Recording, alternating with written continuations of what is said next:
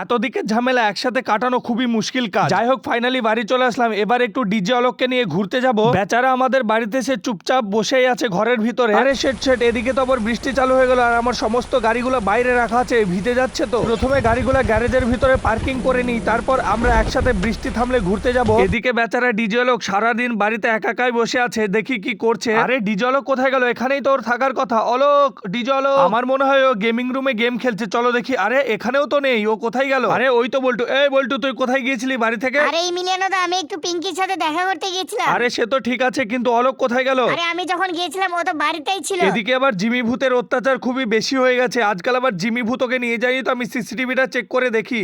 ভূত বাঁচাও বাঁচাও বাঁচাও, মারছে বাঁচাও। আমি যেটার ভয় করছিলাম সেটা হয়েছে। চল চল তাড়াতাড়ি আয়। কিন্তু ইমিলিয়ানো দা, তুমি এখন কোথায় যাবা? আমি এখন ডাইরেক্ট যাব পুলিশ স্টেশনে, ওখানে গিয়ে জিমি ভূতের বিরুদ্ধে কমপ্লেন লেখাবো। ইমিলিয়ানো দা, আমার তো মনে হচ্ছে এরা কিছুই করতে পারবে না। চল দেখি আয়, এরা যদি কিছু না করতে পারে তখন আমাদের নিজেকেই করতে হবে। আরে ইমিলিয়ানো, কি ব্যাপার? পুলিশ স্টেশনে কি করতে এসেছিস তুই? আমার একটা বন্ধুকে জিমি ভূত ধরে নিয়ে গেছে, ওর বিরুদ্ধে রিপোর্ট লেখাতে এসেছি। এই সর সর সর, ওইসব ভূতের ব্যাপারে আমরা কিছু করতে পারবো না। সর সর সর, ডিস্টার্ব করিস না, সর। এইভাবে কিছু হবে না, এবার যা কিছু করার আমাকে নিজেই করতে হবে। তাড়াতাড়ি আয় বল্টু। আমার তো এটা ভাবলেই অবাক লাগছে, জিমি ভূতের এত বড় সাহস কিভাবে হয়? আমার বন্ধুকে আমার বাড়ি থেকে ধরে নিয়ে যাও, ওর আজকে খবর আছে। আরে আরে এদিকে তো বাঘ আবার। আরে ইমিলিয়ানো দা, তুমি চাপ নিচ্ছ কেন? ওই বাগে কিছুই বলবে না। বন্ধুরা পরবর্তী পর্ব দেখার জন্য ভিডিওতে লাইক দিয়ে চ্যানেলটা সাবস্ক্রাইব করুন।